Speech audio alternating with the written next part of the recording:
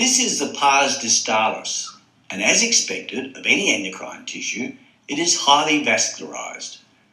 These are all red blood cells within sinusoidal capillaries stained a bright orange colour. The endocrine cells are in clusters, surrounded by a delicate blue-stained connective tissue stroma that is adjacent to all the capillaries. 3 types of parenchymal cells, or endocrine secreting cells, that I mentioned earlier can be distinguished here. Remember, acidophils have a red-orange coloured cytoplasm. The basophils have a blue or a purple cytoplasm. And the chromophobes seem to lack any stainable cytoplasm at all. And the nuclei of adjacent cells tend to cluster closer together owing to the smaller size of these cells.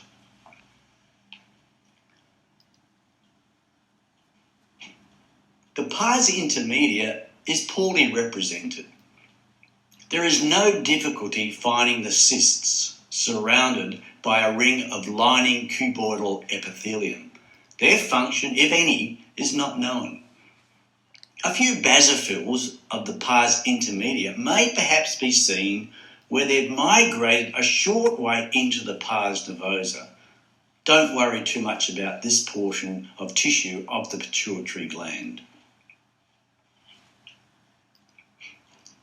Now, turning to the pituitary stalk, the pars tuberalis is this thin layer of adenohypophysis surrounding a core of nervous tissue.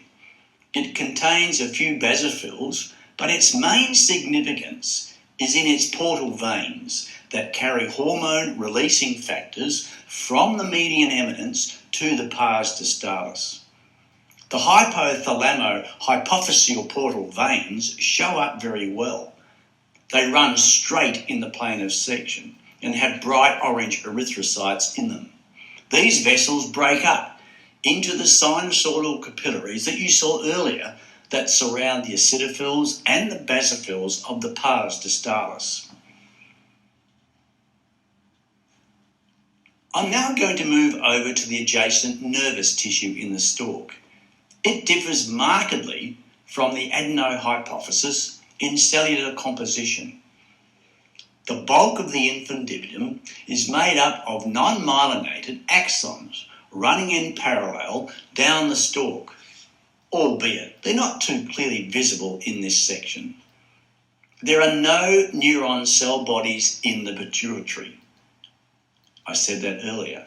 The nuclei that you see as these tiny dark dots are of glial cells, which in this gland we call pituocytes.